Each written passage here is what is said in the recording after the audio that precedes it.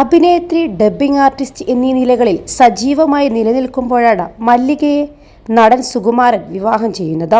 പിന്നീട് അങ്ങോട്ട് സുകുമാരൻ്റെ ഭാര്യ എന്ന ലേബലിലാണ് മല്ലിക അറിയപ്പെട്ടത്.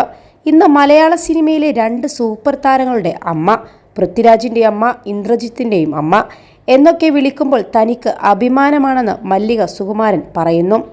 കരിയറിൽ വളർന്നു വരുമ്പോൾ എനിക്കും എൻ്റെ മക്കൾക്കും നേരെ ഒരുപാട് കുറ്റം പറച്ചിലുകളും നെഗറ്റീവുകളും നേരിടേണ്ടി വന്നിട്ടുണ്ട്. ഞങ്ങൾക്ക് കിട്ടിയ അംഗീകാരങ്ങളൊന്നും ആരുടെയും കാല് പിടിച്ചിട്ടും പിന്നാലെ പോയി വന്നതല്ല.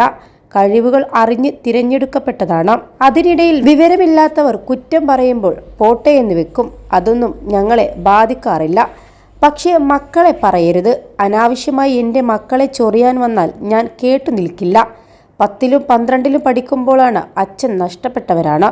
കഷ്ടപ്പെട്ട് പഠിച്ചാണ് ഈ നില വരെ എത്തിയത്. അച്ഛൻ്റെ മരണം കാരണമുണ്ടായ വേദനയിൽ നിന്ന് അമ്മക്കൊരു സമാധാനമെന്ന നിലയിൽ അവർ വളർന്നു വന്നതാണ് എൻ്റെ അഭിമാനം. അവരുടെ അധ്വാനം കൊണ്ട് മാത്രമാണ് ഇന്നിവിടെ വരെ ഞങ്ങൾ എത്തിയത്. +2 ഡിഗ്രി കഴിഞ്ഞവർക്ക് വേൾഡ്സ് ഫസ്റ്റ് AR/VR ക്ലാസ് റൂമിലൂടെ സ്മാർട്ട് ഫോൺ എഞ്ചിനീയർ ആവാം. കൂടുതൽ അറിയാൻ വിളിക്കൂ ബ്രിഡ്കോ ആൻഡ് ബ്രിഡ്കോ.